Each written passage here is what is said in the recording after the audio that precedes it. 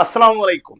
क्योंकि आप सबको पता है कि हमने स्टार्ट किया है क्लास 11th के लिए बोर्ड सीरीज, और उसी में बेटा आज मैं और एक चैप्टर आप लोगों के साथ डिस्कस करूंगा, दैट इज थर्मोडायनेमिक्स। और अगर जेके बोर्ड की बात करेंगे, इस चैप्टर के टोटल में बेटा 9 मार्क्स हैं।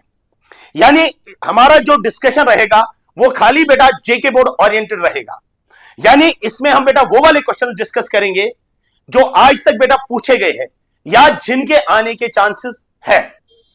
तो स्टार्ट हम कर लेंगे। जो हमारा पहला क्वेश्चन है दैट इज, अगर आपको बेटा इस लेक्चर का पीडीएफ चाहिए ना, तो आपके पास टेलीग्राम चैनल का बेटा क्यूआर कोड देके है, इसको आप स्कैन करके बेटा वहां से आप इस लेक्चर नोटिस बेटा जो in the form of PDF आप डाउनलोड कर सकते हो। चलिए बेटा, जो पहला क्वेश्चन हमारा है दैट इज डिफाइन। हमें किस किस को डिफाइन करना है, सिस्टम क्या होता है, और दूसरा हमारे पास सराउंडिंग क्या होता है। ध्यान देना, सिस्टम और सराउंडिंग को बेटा डिफाइन करने से पहले आपको यह पता होना चाहिए कि यूनिवर्स क्या होता है। तो सबसे पहले हम देखेंगे बेटा यूनिवर्स क्या होता है। यूनिवर्स जब भी हम बात कर लेंगे ना, यूनिवर्स बेटा दो चीजों का बना होता है। एक हमारे पास होता है जिसको हम नाम बोलते हैं बेटा सिस्टम, और दूसरा हमारे पास होता है what we call as surrounding. यानी अगर मैं आपको बोलूंगा सिस्टम क्या होता है, तो आप बोलोगे sir system is a part of universe. मैं बोलूंगा सराउंडिंग क्या है, तो surrounding is also the part of universe. लेकिन सिस्टम क्या होता है, यह वो वाला पार्ट होता है यूनिवर्स का विच इज अंडर ऑब्जर्वेशन। यानी अगर ये पेन हमारे पास है, it is under observation, then we called this as, इसको हम बेटा नाम बोलेंगे क्या, सिस्टम। और इसके बाहर जो भी बेटा हमारे पास होता है we called that as surroundings. यानी अगर हम बात कर लेंगे सिस्टम की, तो सिस्टम हमारे पास क्या होता है, तो हम बोलेंगे system is a part of universe, part of universe which is under observation, which is under observation, जो under observation, which is under observation. और अंडर ऑब्जर्वेशन क्यों ये होता है, क्योंकि इसमें हमारा स्पेशल इंटरेस्ट होता है, इसीलिए बेटा ये अंडर ऑब्जर्वेशन होता है। अब ये जो सिस्टम है ना, system can be solid, it can be liquid, और इट कैन बी गैस। यानी दूसरा पॉइंट हम लिखेंगे बेटा, it can be solid, liquid और गैस। ये सॉलिड हो सकता है या लिक्विड हो सकता है, या इट कैन बी सॉलिड और लिक्विड और गैस। ये सॉलिड हो सकता है या लिक्विड हो सकता है या गैस हो सकता है। ठीक है, यानी अगर हम मान के चलेंगे बेटा 2 मिनट के लिए, ये जो हमारे पास है, मान के चलेंगे बेटा ये हमारे पास एक बीकर हमारे पास है। ठीक है, अगर इस बीकर में अंदर बेटा कोई गैस भरा हुआ है, मान के चलेंगे बेटा इसमें कोई गैस है, या कोई लिक्विड हम मान के चलेंगे, या कोई सॉलिड हमारे पास इस बीकर में है, then we call this as, इसको हम बेटा नाम बोलेंगे जो अंदर इसमें है बेटा, we call that as system. और सिस्टम से बाहर जो भी होता है वी कॉल दैट एज, उसको हम नाम बोलते बेटा सराउंडिंग। यानी जो रीजन आउटसाइड द सिस्टम होता है उसको हम क्या नाम बोलते हैं, सराउंडिंग। यानी अगर हमें डिफाइन करना होगा सराउंडिंग, अगर हमें डिफाइन करना होगा सराउंडिंग, सराउंडिंग, तो आप बोलोगे सराउंडिंग क्या होता है, it is also the part of universe. यानी जो रीजन आउटसाइड द सिस्टम होता है बेटा, उसी को हम नाम बोलते हैं क्या, सराउंडिंग। यानी हम बोलेंगे region outside the system, region outside the system, region outside the system is called surrounding. यानी जो रीजन आउटसाइड द सिस्टम होता है उसी को हम नाम बोलते हैं बेटा क्या, सराउंडिंग।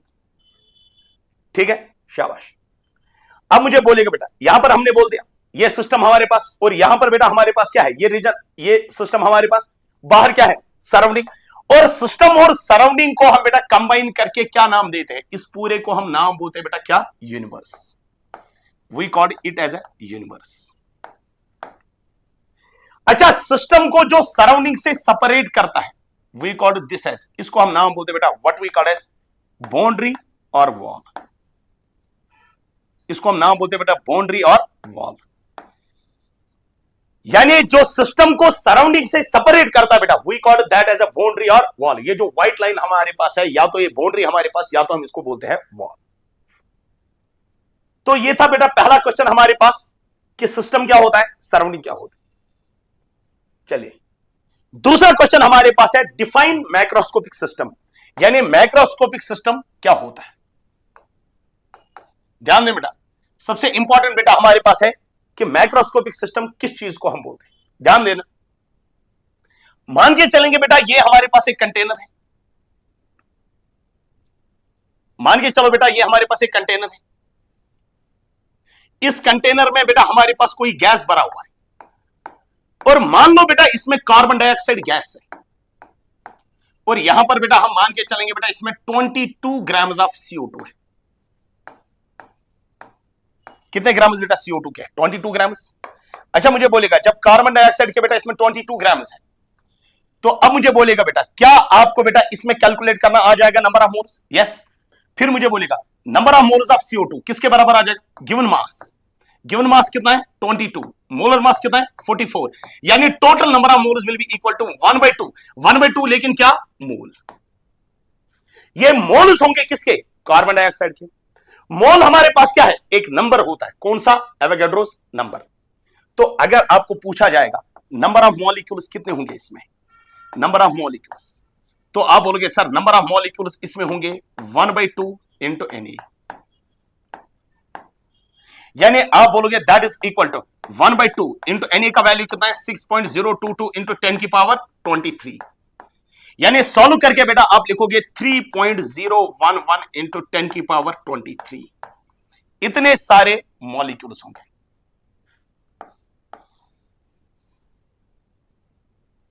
ठीक है, शाबाश। तो इतने सारे मॉलिक्यूल्स बेटा इस कंटेनर में प्रेजेंट है। बेसिकली हमें किसको डिफाइन करना है? मैक्रोस्कोपिक सिस्टम को।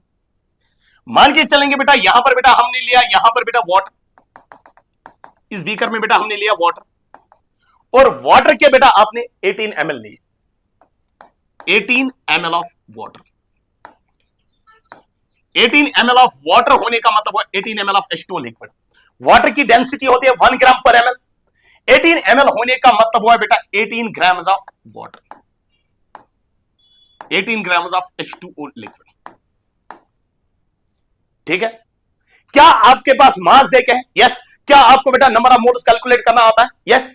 तो number of moles of water किसके बराबर आ जाएगा? Number of moles of water is equal to given mass that is 18 by molar mass is 18। तो आप बोलोगे कितने मोल आएंगे? 1 मोल।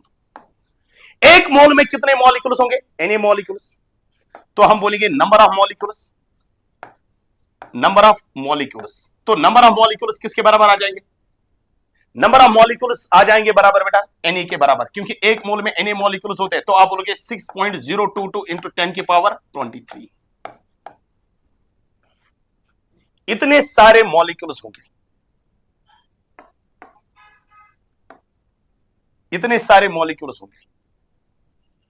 ठीक है, और यहां पर बेटा इतने सारे मॉलिक्यूल्स थे। क्या ये हमारे पास एक सिस्टम है?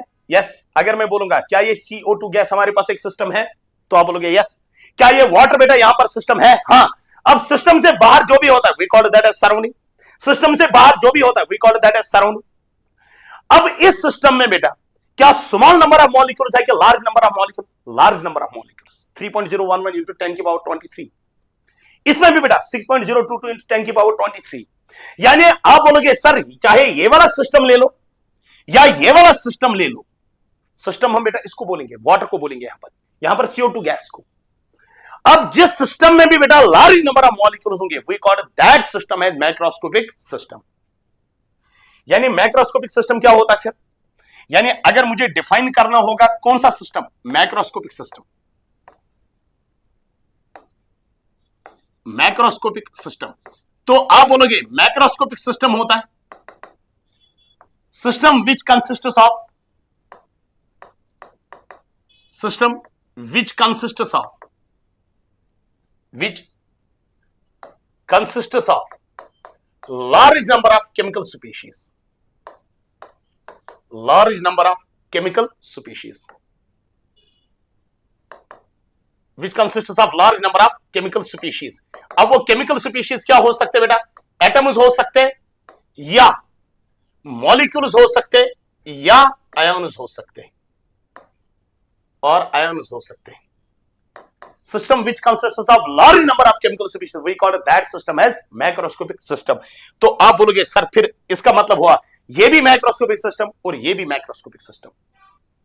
अच्छा मुझे बोलेगा ये गैस है ना, इसकी बेटा कोई प्रॉपर्टी अगर आपको बोला जाएगा, प्रॉपर्टी बोल दो, तो आप बोलोगे सर इसकी प्रॉपर्टी बेटा है pressure, volume, temperature, number of moles. चूंकि ये वाटर है, इसकी कोई प्रॉपर्टी बोल दो, तो आप बोलोगे सर बॉइलिंग पॉइंट, आप बोलोगे फ्रीजिंग पॉइंट, आप बोलोगे डेंसिटी, आप बोलोगे रिफ्रैक्टिव इंडेक्स, ऐसे ही बेटा सो ऑन। तो ये प्रॉपर्टीज आपने लिखी ना यहां पर किस सिस्टम की, मैक्रोस्कोपिक सिस्टम की। ये भी प्रॉपर्टीज आपने लिखी ना किस सिस्टम की, मैक्रोस्कोपिक सिस्टम की। ठीक है, और जो भी बेटा मैक्रोस्कोपिक सिस्टम की प्रॉपर्टीज होगी, we call those properties as macroscopic properties. यानी दूसरा हम लिखेंगे macroscopic properties, macroscopic properties.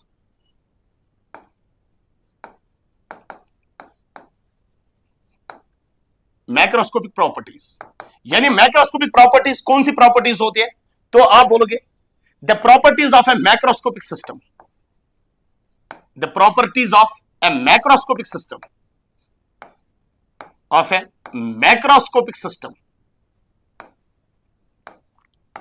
Macroscopic system are called macroscopic properties, are called macroscopic properties. उनको बोलते हैं बेटा macroscopic properties. The properties of macroscopic system are called macroscopic properties.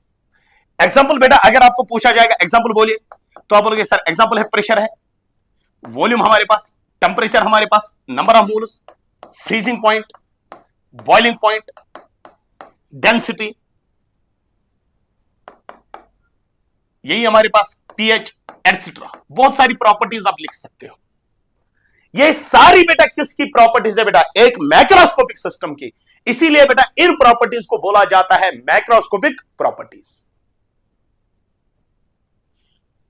तो ये था हमारे पास मैक्रोस्कोपिक सिस्टम। तो उसी में मैंने बेटा ये भी समझाया कि मैक्रोस्कोपिक प्रॉपर्टीज होती क्या है, ध्यान देना। अब जो नेक्स्ट क्वेश्चन हमारे पास है that is what are extensive properties and intensive properties. Extensive properties क्या होते हैं और इंटेंसिव प्रॉपर्टीज क्या होते हैं, फिर साथ में क्या देखें, give to examples in each case. आपको बेटा ये भी बोलना है एक्सटेंसिव कौन से, उसकी 2 एग्जांपल्स देने हैं, इंटेंसिव कौन सी है, 2 एग्जांपल्स देने। ठीक है, ध्यान देना।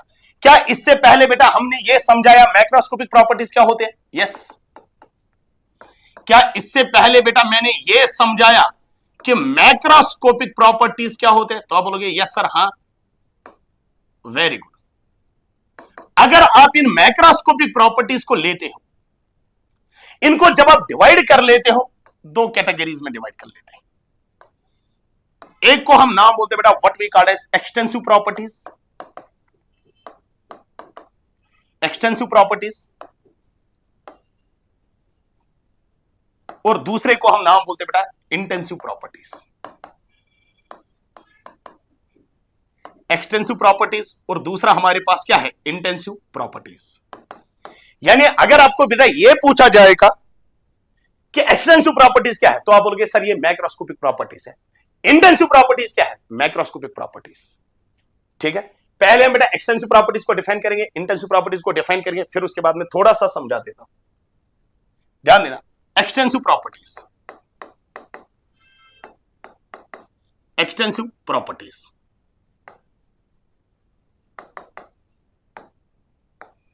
पहला पॉइंट बेटा properties which depends on,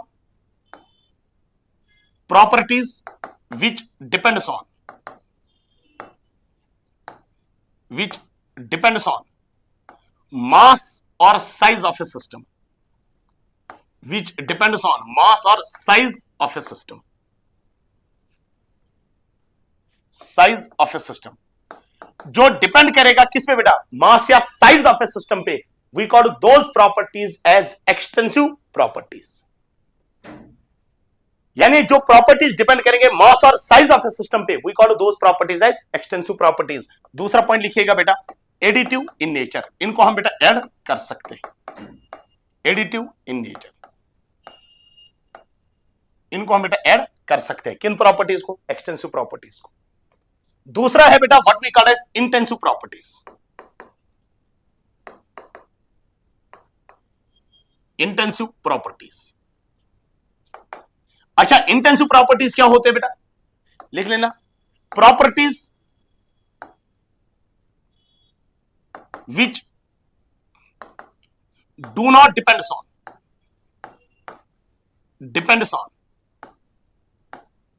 which do not depends on mass or size of a system, which do not depends on mass or size of a system, we call those properties as, जो size या मास पे depend नहीं करेंगे बेटा, we call those properties as intensive properties। दूसरा point लिखिएगा बेटा, non additive in nature. Non additive in nature, इनका बेटा कौन सा नेचर होता है? Non additive in nature. चलिए बेटा यहां पर मैं समझा देता हूं 2 मिनट के लिए। ये मान लो बेटा एक कंटेनर हमारे पास है, इस कंटेनर में का जो टोटल में प्रेशर है that is equal to 1 atm। कितना टोटल में प्रेशर है? 1 atm। इस कंटेनर में बेटा का जो टोटल टेंपरेचर है that is equal to let us suppose 25 degree Celsius, और इस कंटेनर का जो टोटल में वॉल्यूम है दैट इज 10 लीटर्स। ठीक है, हमने बेटा एक काम कर लिया, हमने बेटा इस कंटेनर को डिवाइड किया इनटू 2 इक्वल पार्ट्स। जरा मुझे बोलेगा बेटा जो ये वाला पार्ट है, जो ये वाला पार्ट है, जरा मुझे बोलेगा इस वाले पार्ट का प्रेशर कितना रहेगा? 1 atm। इस वाले पार्ट का भी प्रेशर कितना रहेगा? 1 atm रहेगा। इस वाले पार्ट का टेंपरेचर कितना रहेगा? 25 डिग्री सेल्सियस। इस वाले पार्ट का भी टेंपरेचर कितना रहेगा? 25 डिग्री सेल्सियस। इस वाले पार्ट का वॉल्यूम कितना है? 5 लीटर्स। इस वाले पार्ट का भी वॉल्यूम कितना है? 5 लीटर्स।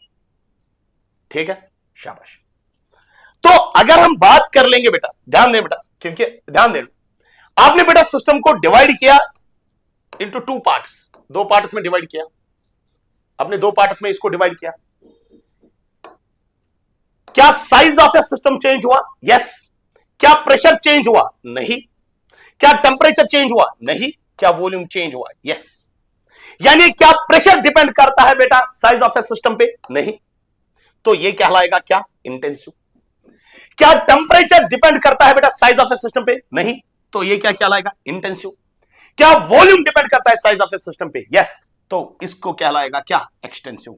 यानी वॉल्यूम एक्सटेंसिव है और प्रेशर और टेंपरेचर क्या है? इंटेंसिव।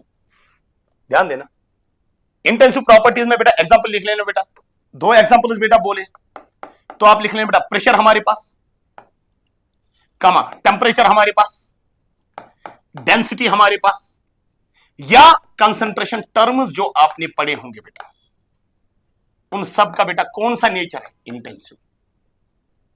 एक्सटेंसिव में बेटा कौन सा आता है? वॉल्यूम। आप लिख लें बेटा, एनर्जी भी आती है, एनर्जी भी होता है, वॉल्यूम भी होता है, और mass, that is what we called as, जिसको हम नाम बोलेंगे बेटा what we called as EVM, जो होता है एनर्जी वॉल्यूम एंड मास, वो हमारे पास किस कैटेगरी में आता है? एक्सटेंसिव प्रॉपर्टीज की कैटेगरी। यानी ये हमारे पास और एक क्वेश्चन था कि एक्सटेंसिव प्रॉपर्टीज क्या होते हैं और इंटेंसिव प्रॉपर्टीज क्या होते हैं, और साथ में बेटा आपको क्या देना था?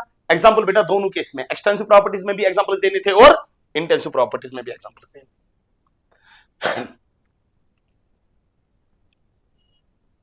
चलिए नेक्स्ट बेटा हमारे पास, नेक्स्ट क्वेश्चन बेटा हमारे पास क्या है? आइसोथर्मल प्रोसेस क्या होते हैं? Define isothermal process. और दूसरा क्या है? Adiabatic process. मैंने बेटा ऑलरेडी बोला आपको कि हमारा जो डिस्कशन रहेगा ना वो जेके बोर्ड ओरिएंटेड रहेगा, यानी इसमें हम बेटा वो वाले क्वेश्चंस बेटा डिस्कस करेंगे जो आज तक पूछे गए हैं या जिनके आने के चांसेस हैं। पहले इतना पता होनी चाहिए प्रोसेस का मतलब क्या होता है। प्रोसेस होता है बेटा जब सिस्टम एक स्टेट से जाएगा किसी दूसरे स्टेट में, जब सिस्टम के हालात बदलेंगे ना, एक स्टेट से जाएगा दूसरे स्टेट में, वी से अ प्रोसेस अकर्स। अब मुझे बोलेगा पहले हमें किस प्रोसेस को डिफाइन करना है? आइसोथर्मल प्रोसेस को। Isothermal process, isothermal process. Isothermal process का मतलब क्या होता है? आइसोथर्मल प्रोसेस का मतलब होता है बेटा temperature remains constant, temperature remains constant, remains constant throughout the process. Temperature remains constant throughout the process. Temperature remains constant throughout the process. Temperature बेटा थ्रू द प्रोसेस क्या रहेगा? कांस्टेंट। अच्छा, जब टेम्परेचर कांस्टेंट रहेगा, जरा मुझे बोलिएगा बेटा, फिर मुझे बोलेगा dt का वैल्यू बेटा आइसोथर्मल प्रोसेस में कितना होता है? जीरो। यानी चेंज इन टेम्परेचर बेटा कितना होता है? जीरो। ये हुआ आइसोथर्मल प्रोसेस। दूसरा हमारे पास क्या पूछा गया? Adiabatic process, adiabatic process.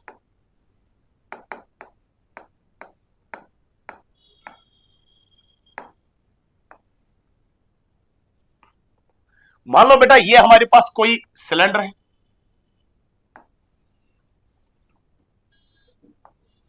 इस सिलेंडर में बेटा यहां पर बेटा हमने लगाया एक मूवेबल पिस्टन, और यहां से बेटा अगर हम देख लेंगे, यहां से बेटा हमने इसमें लगा दिया एक एडियाबेटिक वॉल। एडियाबेटिक वॉल का मतलब हुआ बेटा नॉन कंडक्टिंग वॉल। ये एक नॉन कंडक्टिंग वॉल लगा के है। इंसुलेटेड वॉल बेटा हमारे पास है, ये भी बेटा इंसुलेटेड वॉल हमारे पास है।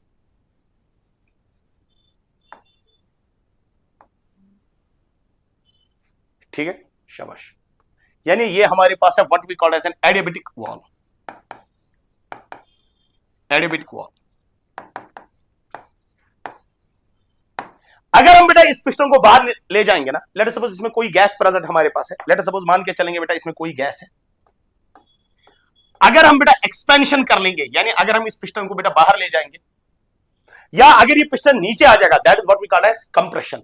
चाहे एक्सपेंशन हो जाए चाहे कंप्रेशन हो जाए, चाहे एक्सपेंशन हो जाए या कंप्रेशन हो जाए, पिस्टन अगर बाहर निकलेगा we call that is expansion, piston अगर नीचे आ जाएगा we call that is compression.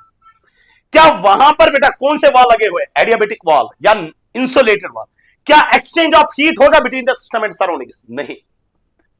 अगर मैं पिस्टन को बाहर ले जाऊंगा, क्या एक्सपेंशन हुआ? यस। प्रोसेस हुई? यस। क्या एक्सचेंज ऑफ हीट हुआ? नहीं। अच्छा, पिस्टन को नीचे लाएंगे, क्या कंप्रेशन हुआ? यस। क्या प्रोसेस हुई? यस। क्या एक्सचेंज ऑफ हीट होगा? नहीं। यानी एडियाबेटिक प्रोसेस का मतलब हुआ कि जब हीट एक्सचेंज नहीं हो जाएगा, किस किस के बीच में? सिस्टम और सराउंडिंग के बीच में। तो एडियाबेटिक प्रोसेस का मतलब हुआ बेटा there is no exchange of heat, there is no exchange of heat, there is no exchange of heat between the system and surroundings, between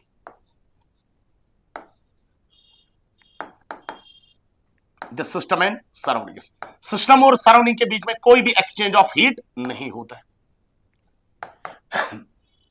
दूसरा पॉइंट मुझे बोलिएगा, तो क्यू एक्सचेंजर कितना है? क्यू एक्सचेंजर किस किस के बीच में? सिस्टम और सराउंडिंग के बीच में। तो क्या आप बोलोगे क्यू एक्सचेंजर बेटा किसके बराबर है? जीरो। यानी क्यू एक्सचेंजर बेटा किसके बराबर आ जाएगा? जीरो के बराबर। किस प्रोसेस में बेटा? हमारे पास what we call as an adiabatic process.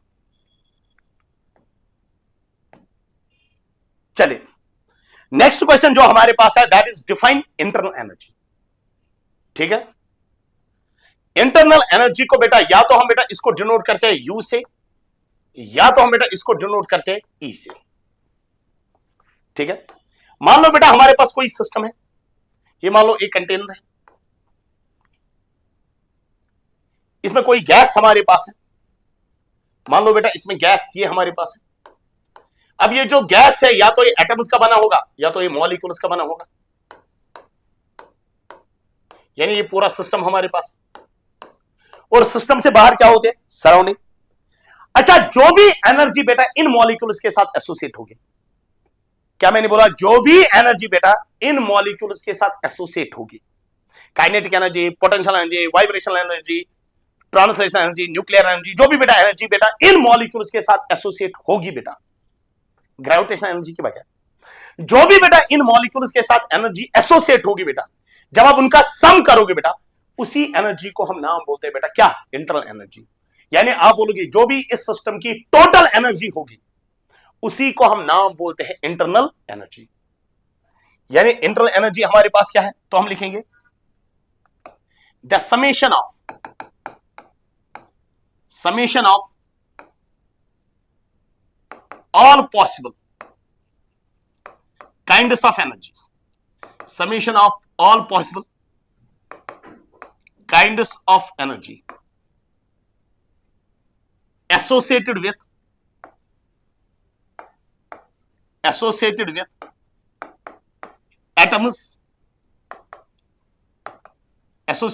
atoms, or molecules in a system,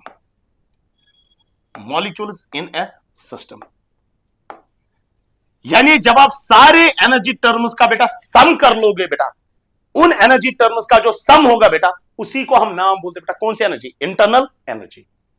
यानी आप बोलोगे बेटा इन मॉलिक्यूल्स के पास कौन सी एनर्जी होगी, काइनेटिक एनर्जी। इनके पास कौन सी एनर्जी होगी, पोटेंशियल एनर्जी होगी। इनके पास कौन सी एनर्जी होगी, वाइब्रेशनल एनर्जी होगी। इनके पास कौन सी एनर्जी होगी, इलेक्ट्रॉनिक एनर्जी होगी।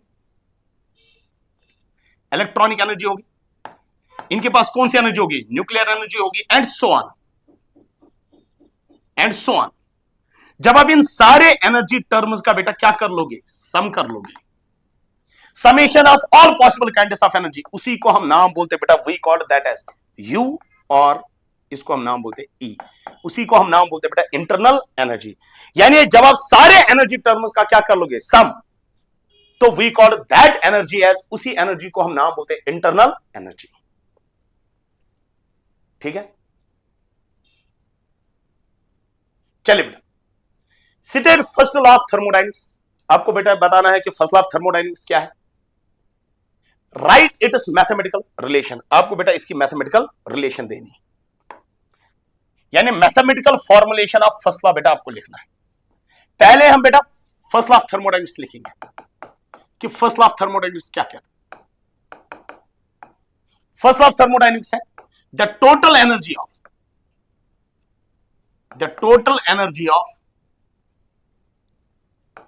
Of N isolated system, the total energy of N isolated system. Isolated system बोलो या यूनिवर्स बोलो, और universe, the total energy of N isolated system, चाहे आइसोलेटेड सिस्टम बोलो या यूनिवर्स बोलो, total energy of the isolated system is constant. यानी जो टोटल एनर्जी होती है एक आइसोलेटेड सिस्टम की, टोटल एनर्जी बेटा बेसिकली होती है ना इंटरनल एनर्जी। जो एक आइसोलेटेड सिस्टम होती है, जो उसकी टोटल एनर्जी होती है वो क्या होती है, कांस्टेंट। यानी हम बोलेंगे बेटा फॉर एन आइसोलेटेड सिस्टम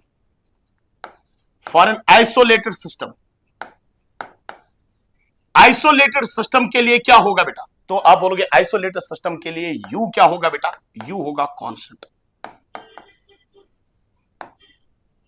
जब यू कांस्टेंट होगा डी यू कितना होगा बेटा, तो आप बोलोगे सर डी यू होगा 0, और आप बोलोगे डेल्टा यू का वैल्यू क्या होगा, 0। यानी आइसोलेटेड सिस्टम के लिए यू कांस्टेंट होगा, डी यू क्या होगा, 0, या डेल्टा यू भी क्या होगा, 0। ठीक है, ये हुआ बेटा फर्स्ट लॉ ऑफ थर्मोडाइनमिक्स। हमने बेटा ऑलरेडी बोला कि डिस्कशन जो हमारा रहेगा वो जेके बोर्ड ओरिएंटेड रहेगा, यानी इसमें जो भी क्वेश्चन हम लिखेंगे हम बेटा आपको यह सिखाएंगे कि किस तरह से क्वेश्चन का हम आंसर देंगे वहां पर। यानी बराबर बेटा आपको यही सेटअप इसी तरीके से वहां पर क्वेश्चन को लिखना है। फिर साथ में क्या देंगे, right it is mathematical relation, यानी आपको mathematical formulation of first law देना है। ठीक है, चलिए ये एक सिस्टम है, यहां पर बेटा हमने इसके ऊपर मूवेबल पिस्टन रख लिया, और जो भी इस सिस्टम की एनर्जी होगी बेटा, इसमें अंदर कोई गैस है, मान लो बेटा कोई गैस हमारे पास अंदर है, जो भी उस सिस्टम की एनर्जी होगी टोटल एनर्जी बेटा, उसको हम नाम बोलते हैं internal energy. Let we call it as U1। U है internal energy, let we call it as A U1। U1 का मतलब क्या होता है बेटा, ये एनर्जी बेटा एक सिस्टम की हमारे पास है, ठीक है, और हमने बेटा इसका नाम क्या दिया, U1। इसको बेटा हम हीट सप्लाई करेंगे, कितनी हीट सप्लाई करेंगे, Q।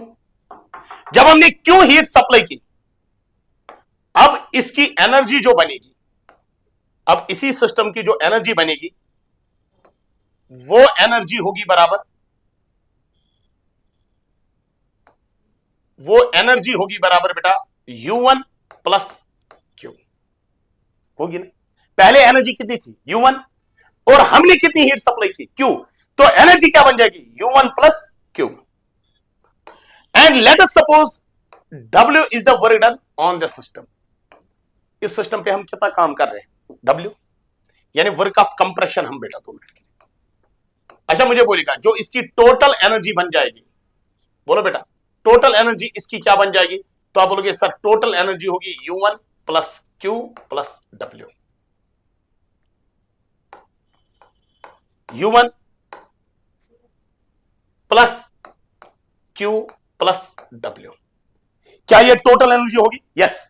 यानी जो इस सिस्टम की फाइनल इंटरनल एनर्जी होगी वो कितनी होगी बेटा, तो आप बोलोगे U1 plus Q plus W। क्या ये फाइनल इंटरनल एनर्जी होगी? और इसको हम नाम देंगे बेटा क्या U2। अच्छा U1 को बेटा इस साइड लाएंगे तो हम क्या लिखेंगे बेटा U2 minus U1 is equal to किसके बराबर आ जाएगा Q प्लस W। Q क्या है हीट, W क्या है वर्क। अच्छा U2 माइनस U1 क्या आ जाएगा डेल्टा U।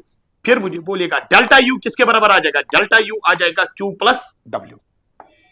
ये जो हमारे पास है बेटा this is what we called as, इसको हम बेटा नाम बोलते हैं बेटा what we called as mathematical formulation of first law. इसको हम बेटा नाम बोलते हैं बेटा what we called as mathematical formulation of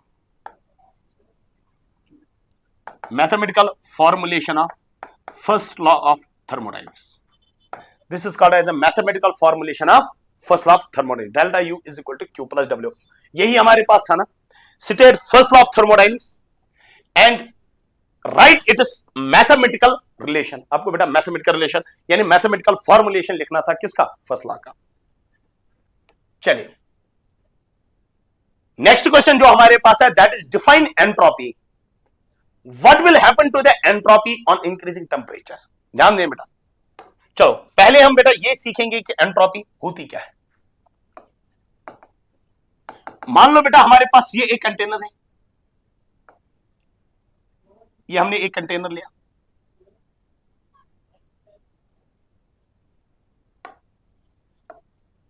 ये हमने बेटा एक कंटेनर लिया और इस कंटेनर में बेटा हमने मॉलिक्यूल्स लिए और लेट अस सपोज बेटा हमने 100 मॉलिक्यूल्स लिए, लेकिन वो 100 के 100 मॉलिक्यूल्स बेटा हमने यहां पर बेटा कॉर्नर पे जमा किए।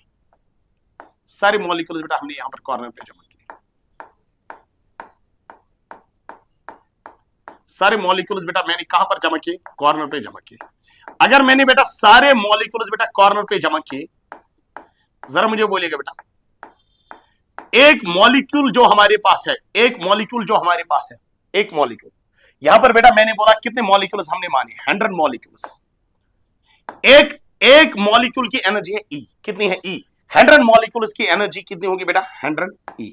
ये 100 मॉलिक्यूल्स की एनर्जी है कितनी 100 E। अच्छा मुझे बोलिएगा बेटा लेट अस सपोज मैं इनको पकड़ के बेटा यहां पर कॉर्नर पे है, हमने एक काम किया, हमने बेटा इन सारे मॉलिक्यूल्स को बेटा छोड़ दिया। जब हम इन मॉलिक्यूल्स को छोड़ देंगे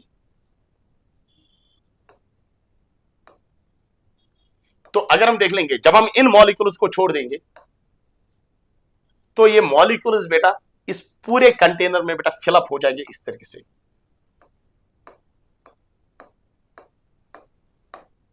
इस तरीके से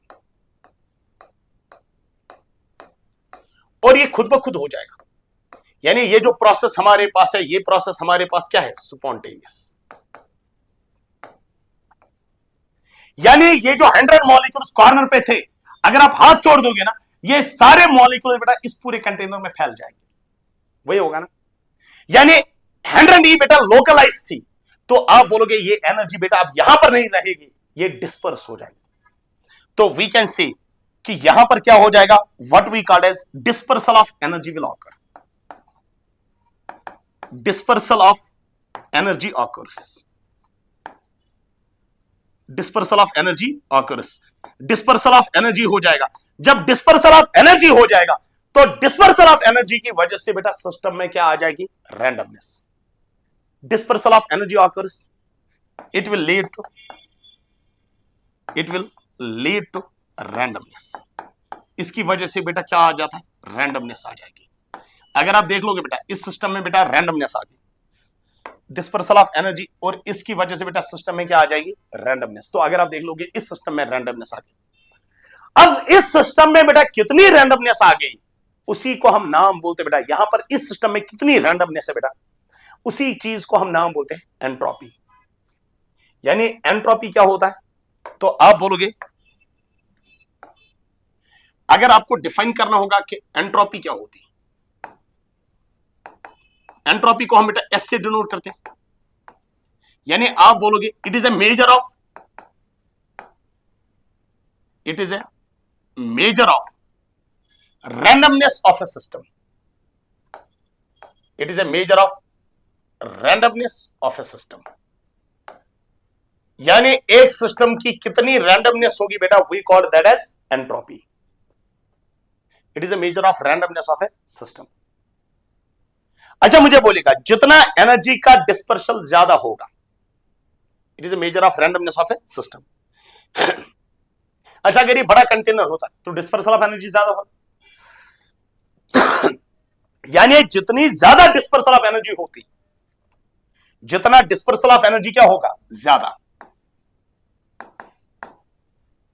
डिस्पर्सल ऑफ एनर्जी जितना ज्यादा होगा, डिस्पर्सल ऑफ एनर्जी ज्यादा होगा, तो उसकी वजह से सिस्टम में क्या होगा, रैंडमनेस भी क्या होगी, ज्यादा। जब रैंडमनेस ज्यादा होगी तो आप बोलोगे सर एंट्रोपी भी क्या होगी, ज्यादा ही होगी। ठीक है, दूसरा पार्ट क्या है क्वेश्चन का, दूसरा ये हमने डिफाइन किया एंट्रोपी को। दूसरा पार्ट क्या है बेटा क्वेश्चन का, what will happen to entropy on increasing temperature. बोल रहा है कि एंट्रोपी को क्या हो जाएगा अगर हम टेम्परेचर बढ़ा देंगे। ध्यान दें बेटा, on increasing temperature, on increasing temperature, अगर आप टेम्परेचर बढ़ा दोगे तो टेम्परेचर बढ़ाने से क्या होगा, काइनेटिक एनर्जी ऑफ मॉलिक्यूल्स बढ़ जाएगा, काइनेटिक एनर्जी ऑफ मॉलिक्यूल्स बढ़ जाएगा। जब काइनेटिक एनर्जी ऑफ मॉलिक्यूल्स बढ़ेगा तो उसकी वजह से रैंडमनेस बढ़ जाएगी। जब रैंडमनेस बढ़ जाएगी तो आप बोलोगे देयरफॉर एंट्रोपी बढ़ जाएगी, तो उसकी वजह से एंट्रोपी भी बढ़ जाएगी।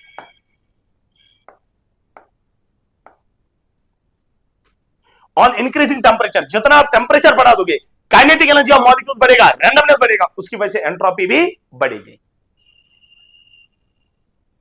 ठीक है, शाबाश। तो ये था हमारा क्वेश्चन बेटा, define entropy, what will happen to entropy on increasing temperature. Entropy को क्या होता है बेटा जब हम टेम्परेचर बढ़ा देंगे। नेक्स्ट बेटा हमारे पास क्वेश्चन जो है that is what is the value of delta S. आपको बेटा यह बताना है कि डेल्टा एस का वैल्यू क्या होगा फॉर एन एडियाबेटिक प्रोसेस। ध्यान देना, अगर हम देख लेंगे बेटा डेल्टा एस जो होता है, delta S is equal to Q divided by T. पहले हम देखेंगे क्यू क्या है। क्यू होता है बेटा हीट एब्जॉर्ब्ड और रिलीज्ड, और रिलीज्ड रिवर्सिबली।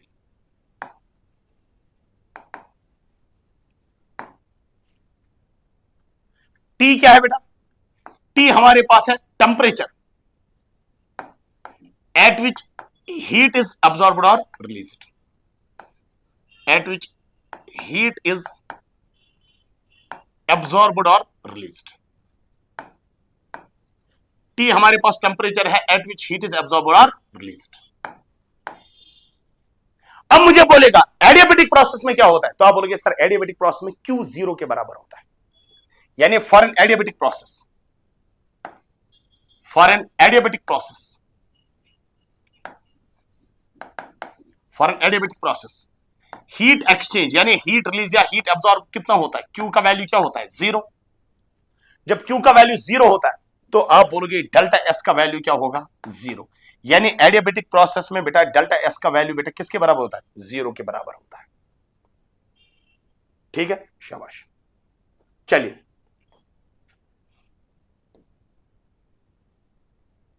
चलिए बेटा, नेक्स्ट क्वेश्चन जो हमारे पास है दैट इज डिफाइन एंथैल्पी। आपको बेटा डिफाइन करना है एंथैल्पी को।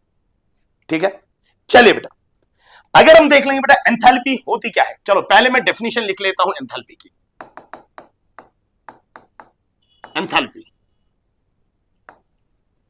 जिसको हम डिनोट करते हैं बेटा किससे, एच से। ठीक है, एंथैल्पी क्या होती है, the sum of internal energy, the sum of internal energy and pressure volume work is called enthalpy, and pressure volume work is called enthalpy.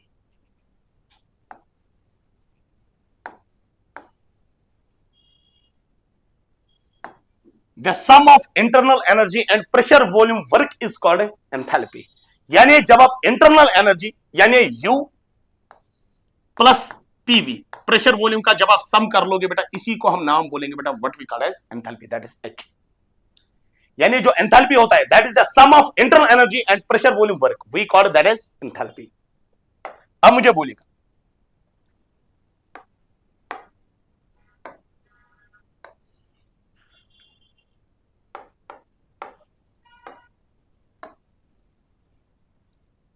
ये आपने किया बेटा, एंथैल्पी जो होता है दैट इज इक्वल टू, अच्छा मुझे बोलिएगा जो डेल्टा यू होता है चेंज इन एंथैल्पी, क्या मैं बोल सकता हूं बेटा that is equal to change in internal energy plus delta into PV. तो क्या मैं इसी को रेअरेंज कर सकता हूं, मैं लिख सकता हूं delta H is equal to delta U plus pressure को कांस्टेंट मानेंगे P delta V plus V को बाहर निकालेंगे वी डेल्टा पी। चूंकि जो एंथैल्पी टर्म हमारे पास होते हैं ना वो यूज होती है केमिकल रिएक्शंस में, और केमिकल रिएक्शंस होते हैं बेटा एट कांस्टेंट प्रेशर। तो अगर मैं इसी इक्वेशन को देख लूंगा बेटा, यहां पर जो ये वाली इक्वेशन मैंने लिखी, इस इक्वेशन को मैं अगर देख लूंगा बेटा at constant pressure, at constant pressure, अगर मैं कांस्टेंट प्रेशर की बात कर लेता हूं, जरा मुझे बोलेगा कांस्टेंट प्रेशर के टाइम पे डेल्टा पी किसके बराबर होता है, कांस्टेंट प्रेशर के टाइम पे बेटा डेल्टा पी कितना होता है, 0। तो जब डेल्टा पी 0 हो जाएगा तो ये इक्वेशन हमारे पास क्या बन जाएगी, delta H is equal to delta U plus P delta V. और जब आप केमिकल रिएक्शन में देखोगे, केमिकल रिएक्शन में बेटा आपके पास जो यूजफुल इक्वेशन आपके पास होती है वो यही वाली इक्वेशन होती है, that is delta H is equal to delta U plus P delta V. क्योंकि केमिकल रिएक्शन में जो प्रेशर होता है बेटा वो क्या रहता है, कांस्टेंट। ठीक है, शाबाश। चलिए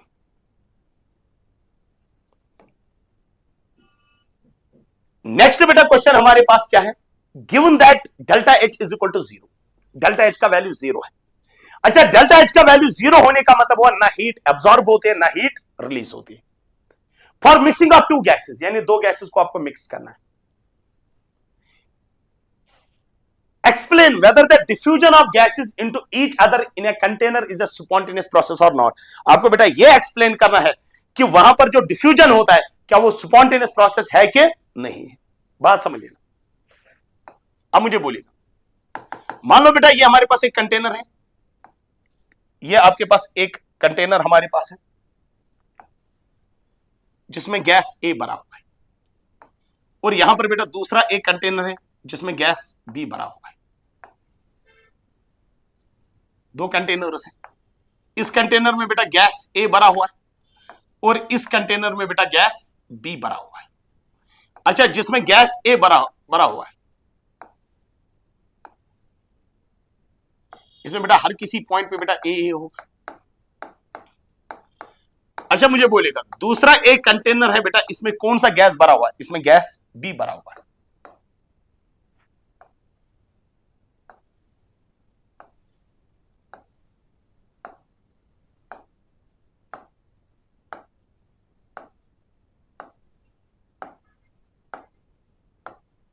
गैस बी भरा हुआ है, और यहां पर बेटा हम एक कम कर लेते हैं, यहां पर बेटा हम सेंटर पे स्टॉप कॉक लगा देते हैं, इसमें बंद कर देते हैं। अब मुझे बोलेगा बेटा जब मैं इन दोनों गैसेस को बेटा, जब मैं इस स्टॉप कॉक को बेटा उठा देता हूं तो ये गैसेस बेटा आपस में मिक्स हो जाएंगे, यानी there will be mixing of the gases.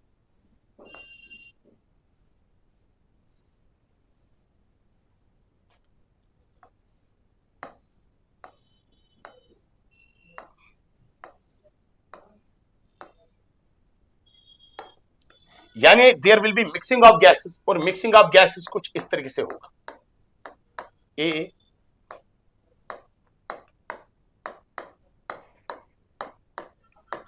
बाकी सारे स्लॉट्स में कौन होगा, बी होगा।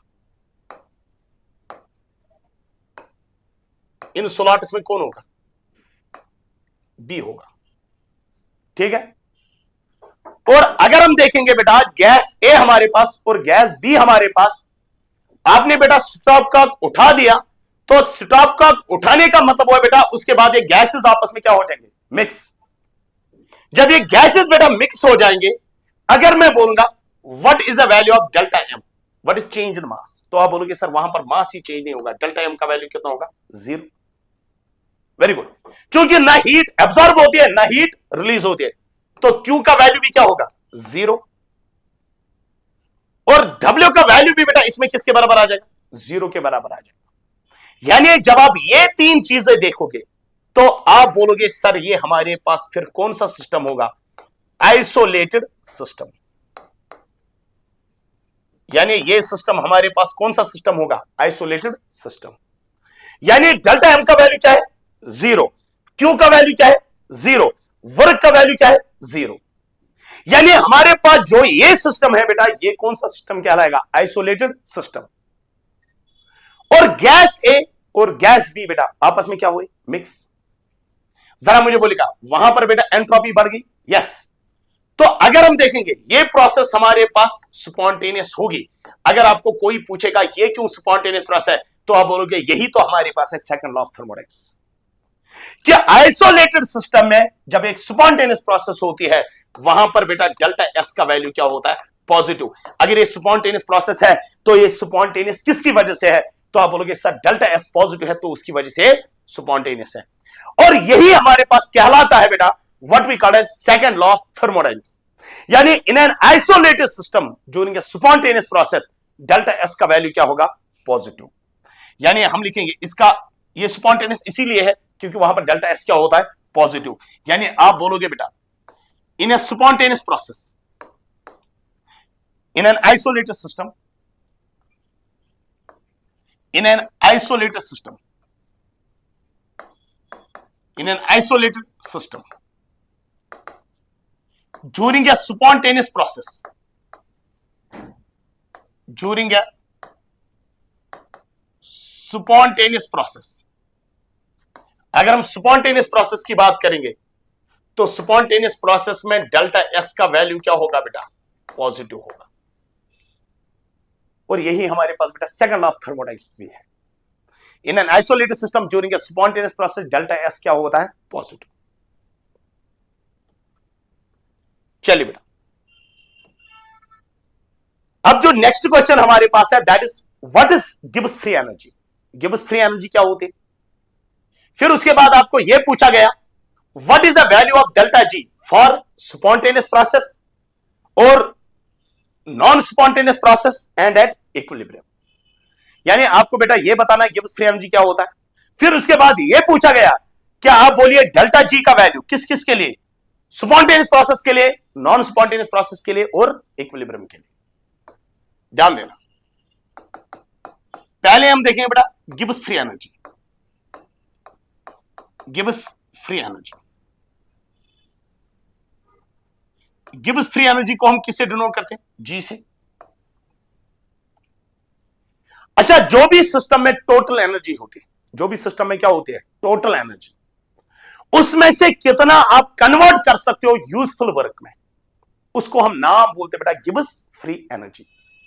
यानी गिब्स फ्री एनर्जी होता है fraction of the total energy fraction of total energy that can be converted into useful work. That can be converted into useful work. यानी टोटल एनर्जी में से कितना आप कन्वर्ट कर सकते हो यूजफुल वर्क में. यूजफुल वर्क का मतलब हुआ इलेक्ट्रिकल वर्क में. वी कॉल्ड दैट एज, उसको हम नाम बोलते बेटा गिब्स फ्री एनर्जी. दूसरा point, applicable at constant temperature and pressure. यानी गिब्स फ्री एनर्जी के टाइम पे बेटा दो चीजें कांस्टेंट होनी चाहिए. एक तो टेंपरेचर कांस्टेंट होना चाहिए और दूसरा प्रेशर कांस्टेंट होना चाहिए. तो अगर हम बात कर लेंगे जी, जी किसके बराबर होता है? H minus T S. क्योंकि गिब्स फ्री एनर्जी बेटा एप्लीकेबल है बेटा जब दो चीजें कांस्टेंट होगी, टेंपरेचर और प्रेशर. जरा मुझे बोलेगा delta G that is change in Gibbs free energy किसके बराबर आ जाएगा? Delta G. तो आप बोलोगे सर डेल्टा जी होगा बराबर डेल्टा एच माइनस, तो टेंपरेचर कांस्टेंट है T delta S. Delta G होता है delta H minus T delta S. अब उसके बाद बेटा आपको क्या पूछा? ये था बेटा गिब्स फ्री एनर्जी. अब उसके बाद आपको क्या पूछा गया? आपको यह पूछा गया कि आप बोलिए डेल्टा जी का वैल्यू किसके लिए? स्पॉन्टेनियस प्रोसेस के लिए, नॉन स्पॉन्टेनियस प्रोसेस के लिए और इक्विलिब्रियम के लिए. ठीक है, यहां पर देखिए. तो अगर हम बात कर लेंगे बेटा for a spontaneous process, for a spontaneous process अगर हम बात कर लेंगे किस प्रोसेस के लिए? स्पॉन्टेनियस प्रोसेस के लिए. For a spontaneous process, spontaneous process के लिए क्या होता है? डेल्टा जी जो होता है बेटा डेल्टा जी नेगेटिव होता है. दूसरा बेटा फॉर, यानी स्पॉन्टेनियस प्रोसेस के लिए डेल्टा जी क्या होता है? Negative. For a non spontaneous process, for a non spontaneous process अगर मैं नॉन स्पॉन्टेनियस प्रोसेस की बात कर लेता हूं तो डेल्टा जी का वैल्यू क्या होगा? पॉजिटिव. तीसरा पॉइंट बेटा एट इक्विलिब्रियम, अगर हम बेटा इक्विलिब्रियम की बात कर लेंगे, इक्विलिब्रियम के टाइम पे बेटा डेल्टा जी का वैल्यू क्या होता है? जीरो. यानी स्पॉन्टेनियस प्रोसेस के लिए डेल्टा जी नेगेटिव होता है, नॉन स्पॉन्टेनियस प्रोसेस के लिए डेल्टा जी पॉजिटिव होता है और इक्विलिब्रियम के लिए डेल्टा जी जीरो होता है. ये बेटा आपको ऑब्जेक्टिव क्वेश्चन बेटा वहां से पूछते हैं कि स्पॉन्टेनियस प्रोसेस के लिए गिब्स फ्री डेल्टा जी का वैल्यू क्या होता है, नॉन स्पॉन्टेनियस के लिए क्या होता है और या इक्विलिब्रियम के लिए क्या होता है. चलिए नेक्स्ट क्वेश्चन जो हमारे पास है that is define enthalpy of reaction. Enthalpy of reaction होता क्या है, ध्यान देना. चलिए इसको हम बेटा बोलते हैं नाम, या तो हम बेटा इसको नाम बोलेंगे enthalpy of reaction. Enthalpy of reaction, या तो बेटा हम इसको नाम बोलते बेटा और हीट ऑफ रिएक्शन, या तो हम इसी को नाम बोलेंगे बेटा क्या? Heat of reaction. या इसी को हम बेटा नाम बोलते बेटा और enthalpy change of reaction. Enthalpy change of reaction. और इसको हम बेटा डिनोट करते हैं बेटा डेल्टा एस से. यानी आप देखोगे लिखे होगा बेटा एंथैल्पी ऑफ रिएक्शन, या देखोगे लिखे होगा हीट ऑफ रिएक्शन, या देखोगे लिखे होगा क्या? Enthalpy change of reaction. जब भी बेटा कोई रिएक्शन होगी, जब भी बेटा कोई रिएक्शन होगी, मान लो बेटा रिएक्शन बेटा ये हमारे पास है, ए से बना बी, मान लो बेटा ये कोई रिएक्शन हमारे पास है. जब ये रिएक्शन होगी ना, इस रिएक्शन में कितनी हीट एब्जॉर्ब होगी या कितनी हीट रिलीज होगी, उसी को हम नाम बोलते बेटा क्या? Enthalpy of reaction. यानी एंथैल्पी ऑफ रिएक्शन क्या होता है? तो आप बोलोगे the amount of heat absorb, of heat absorb और released, the amount of heat absorb और released during a complete course of reaction. During a complete course of reaction, यानी कितनी हीट एब्जॉर्ब हो जाएगी या कितनी हीट रिलीज हो जाएगी during a complete course of reaction, उसी चीज को हम नाम बोलते हैं बेटा क्या, एंथैल्पी ऑफ रिएक्शन। ठीक है, शाबाश।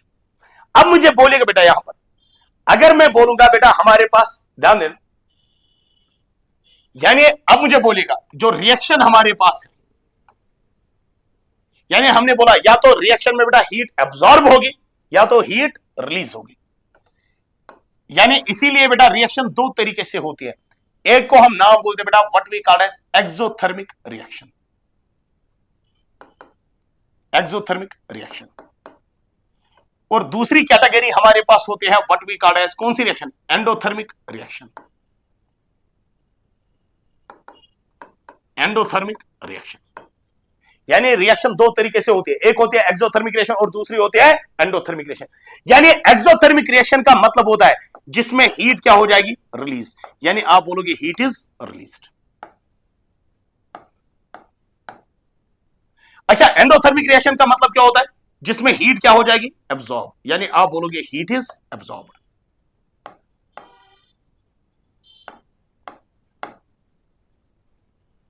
अच्छा, जो एक्सोथर्मिक रिएक्शन होती है इसका डेल्टा एच का वैल्यू जो होता है वो क्या होता है, नेगेटिव होता है,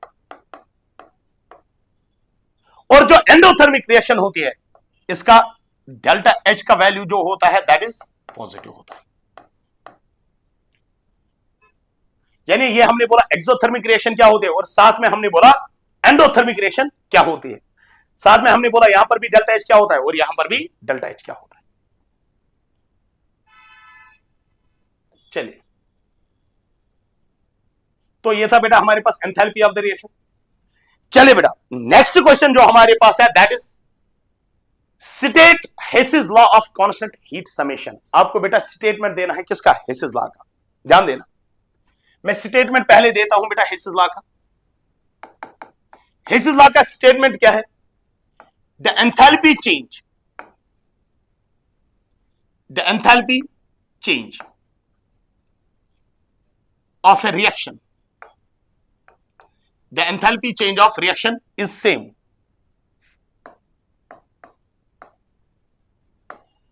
whether reaction,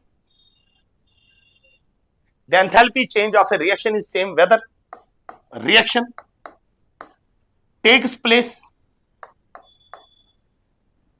in one step, or in a number of steps, or in a number of steps। तो अगर हम देख लेंगे the enthalpy change of A reaction is same, यानी एंथैल्पी चेंज एक रिएक्शन का क्या होता है, सेम, चाहे रिएक्शन बेटा एक स्टेप में हो जाए या रिएक्शन बेटा नंबर ऑफ स्टेप्स में हो जाए, चाहे रिएक्शन बेटा एक स्टेप में हो जाए या नंबर ऑफ स्टेप्स में हो जाए, बेटा डेल्टा एच बेटा एक रिएक्शन का क्या होता है, सेम होता है। जैसे जैसे मैं यहां पर समझा देता हूं। लेट अस सपोज बेटा मान के चलेंगे बेटा हमारे पास है ए से बना बी, जरा मुझे बोलेगा ये रिएक्शन कितने स्टेप्स में हो रहे हैं, एक ही स्टेप में। इसकी जो एंथैल्पी चेंज है that is equal to delta H. कितना है, डेल्टा एच। अच्छा, मुझे बोलेगा ए से पहले बना पी, फिर पी से बना बी। अब अगर इस पाथ के थ्रू जाएगा ये कितने स्टेप्स में हो जाएगा, दो स्टेप में। मान लो बेटा इसकी एंथैल्पी चेंज है डेल्टा H1, मान लो इसकी एंथैल्पी चेंज कितनी है, डेल्टा H2। यानी इस पाथ के थ्रू कितनी एंथैल्पी चेंज है, इस पाथ के थ्रू, जिसको मैंने येलो लाइन से दिखाया। तो आप बोलोगे sir delta H1 plus delta H2। अब मान लो बेटा ए से बना सी, सी से बना डी, और डी से बना बी।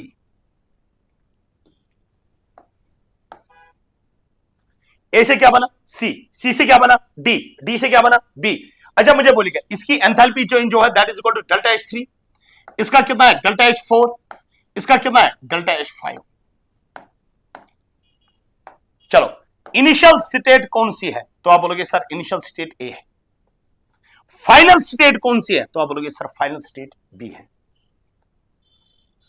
तो आप क्या बोलोगे, जो अब मुझे बोलेगा कितने पासेस बेटा आपको नजर आते हैं, तीन, चाहे रिएक्शन एक स्टेप में हो जाए या 2 स्टेप में हो जाए या 3 स्टेप में हो जाए, डेल्टा एच का वैल्यू क्या रहेगा? सेम। यानी आप बोलोगे डेल्टा एच जो होगा it will become equal to delta H one plus delta H two, delta H one plus delta H two. तो आप बोलोगे सर वही बराबर होगा delta H three plus delta H four plus delta H five. वही आप बोलोगे, चाहे रिएक्शन बेटा एक स्टेप में हो जाए या नंबर ऑफ स्टेप्स में हो जाए, डेल्टा एच का वैल्यू क्या रहेगा? सेम। यानी the enthalpy change of reaction is same whether reaction takes place in one step और in a number of steps. ठीक है, शाबाश। और ऐसा इसीलिए लिखते हैं क्योंकि जो एंथैल्पी होती है बेटा it is a state function, यानी it depends on the initial state and it depends on final state. चलिए बेटा, नेक्स्ट बेटा हमारे पास है what is enthalpy of combustion. यानी एंथैल्पी ऑफ कंबशन क्या होता है, इसको हम डिनोट करते हैं बेटा डेल्टा सी एस सी। पहले याद रख लें बेटा, जो कंबशन रिएक्शंस होते हैं, combustion reactions are always exothermic. Combustion reactions are always exothermic, are always exothermic. यानी कंबशन रिएक्शंस हमेशा क्या होते हैं? एक्सोथर्मिक होते हैं। Combustion reactions are always exothermic. Combustion reactions हमेशा क्या होते हैं? एक्सोथर्मिक होते हैं। दूसरा पॉइंट, जब भी बेटा किसी सबस्टेंस का 1 मोल बेटा जलेगा, जलने का मतलब हो in excess supply of oxygen, उस टाइम पे कितनी एनर्जी रिलीज होती है या कितनी हीट रिलीज होती है, उसको हम नाम बोलते हैं बेटा एंथैल्पी ऑफ कंबशन। यानी एंथैल्पी ऑफ कंबशन का मतलब होता है the amount of heat released, the amount of heat released when 1 mole of a substance, when 1 mole of a substance is completely burnt, is completely burnt in excess supply of oxygen, in excess supply of oxygen। यानी when 1 mole of substance को हम completely burn करेंगे बेटा in excess supply of oxygen, we call that as an, उसको हम नाम बोलते हैं एंथैल्पी ऑफ कंबशन। यानी एंथैल्पी ऑफ कंबशन बेटा हमारे पास CH4 गैस हमारे पास है, इसको हम बेटा रिएक्ट कराते हैं O2 गैस के साथ, आपको क्या मिलेगा बेटा? वहां पर you will get carbon dioxide gas और साथ में मिलेगा बेटा H2O लिक्विड। तो यहां पर बेटा ट्वाइस आ जाएगा, तो यहां पर बेटा 2 टाइम्स आ जाएगा। तो इसका स्टोइकियोमेट्रिक कोएफिशिएंट कितना है? 1। यानी कितना बेटा मीथेन बेटा वहां पर बर्न होता है बेटा? तो आप बोलोगे sir 1 mole of methane is burn. तो इस टाइम पे बेटा, क्योंकि 1 मोल ऑफ सबस्टेंस बेटा बर्न होता है, जब 1 मोल ऑफ सबस्टेंस जलेगा उस टाइम पे कितनी एनर्जी रिलीज होती है, उसको हम नाम बोलते हैं बेटा एंथैल्पी ऑफ कंबशन। तो इस टाइम पे एनर्जी रिलीज जो होगी we call that as enthalpy of combustion, and वो होता है 890 किलो जूल्स पर मोल। यानी इसका मतलब हुआ बेटा, माइनस का इंडिकेट बेटा यहां पर ये है कि ये रिएक्शन हमारे पास क्या है? एक्सोथर्मिक। और कितनी हीट रिलीज होती है? 890 kilo joules of heat is release when 1 mole of methane is burned. चलिए बेटा, तो इसी के साथ बेटा हमारा जो ये वाला लेक्चर था ये कंप्लीट था। यानी हमने जो बेटा इसमें डिस्कस किया वो हमने यही डिस्कस किया कि जेके बोर्ड में किस तरह से क्वेश्चन पूछे जाते हैं या आने के चांसेस है। तो अगर बेटा मैं फिर से लास्ट पे बोल देता हूं, अगर किसी को भी बेटा इस लेक्चर का पीडीएफ चाहिए तो ये हमारे पास बेटा टेलीग्राम चैनल की लिंक है, आप इसका स्क्रीनशॉट ले सकते हो बेटा। फिर वहां पर बेटा इस क्यूआर कोड को बेटा स्कैन करके बेटा आपको बेटा सारे लेक्चर के नोट्स मिलेंगे। ठीक है, थैंक यू।